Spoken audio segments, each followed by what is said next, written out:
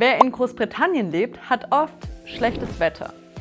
Für Abdullah war das Wetter so schlecht, dass er nach Deutschland ausgewandert ist. In Deutschland hat Abdullah dann gemerkt, es wird wirklich nicht so laufen, wie man das will.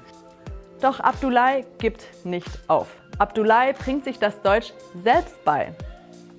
Ich habe mehr als 4-6 Stunden gelernt. Ich habe immer von Deutsch auf Englisch übersetzt. Dann wird Abdullah Anästhesieassistent an der Uniklinik in Heidelberg. Jetzt hat Abdullah 10 Tipps für dich, damit du auch ein gutes Leben in Deutschland hast. Und am Ende erkläre ich dir, warum Menschen mit einer Geige im Krankenhaus herumlaufen. Los geht's!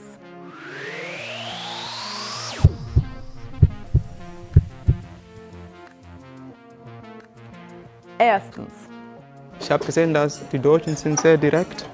Beziehungen zu den Menschen zu aufbauen, so eine Freundschaft quasi so zu beschreiben. Es gibt manche, die wirklich Zeit brauchen. Zweitens. Sprache ist das A und O. Man kann Sprachkurs machen, weil Sprachkurs ist eher strukturierter, ist eigentlich gut, aber reicht nicht nur ein Zertifikat zu haben, sondern muss man ehrlich gesagt mit Menschen unterhalten. Drittens. Sport verbindet Menschen, weil wenn man gut ist und schnell ist, will jeder wirklich mit dir mal Kontakt haben, weil die dann halt einfach auch von dir was lernen möchten. Viertens. Wenn Person A mit dir nichts zu tun haben will, es wird wirklich anderen Toren offen. Fünftens. Du kannst nicht mit deinem Gegenüber zufrieden sein, wenn du mit dich selbst unzufrieden bist. Du musst dich selbst akzeptieren, wie du bist. Sechstens. Weil es geht nicht darum, der Beste zu sein, sondern es geht darum, besser als gestern. Siebtens. Das Universum wird nicht alles von allein für die Toren. Man muss sondern was machen. Man muss wirklich sich bewegen. Achtens. Um irgendetwas zu haben, was man nie gehabt hat, muss man irgendetwas tun, was man nie getan hat. Neuntens.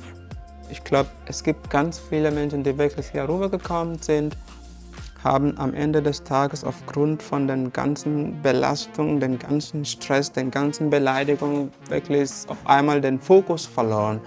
Und ich glaube, unser Fokus ist quasi wie ein Auto mit Maschine. Ein Auto ohne Maschine funktioniert nicht. Es muss wirklich irgendetwas sein wie ein Feuer in dir. Du musst immer bei dir haben.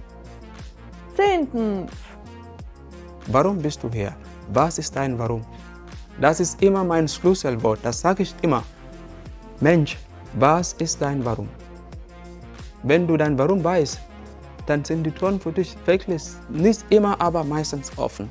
Weil dein Warum gibt dir einen Antrieb. Dein Antrieb gibt dir Kraft.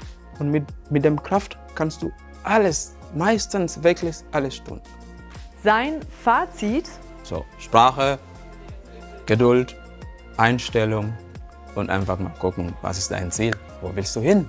Wenn du das weißt, ist alles möglich. Unmöglich ist möglich, nur wenn man handelt. Aber am Ende des Tages braucht man auch ein bisschen Glück. Danke, Abdullah. Jetzt fragst du dich vielleicht, warum waren da Musikinstrumente in der Klinik? Die Antwort findest du in diesem Video. Da siehst du Abdullah bei der Arbeit in der Uniklinik in Heidelberg.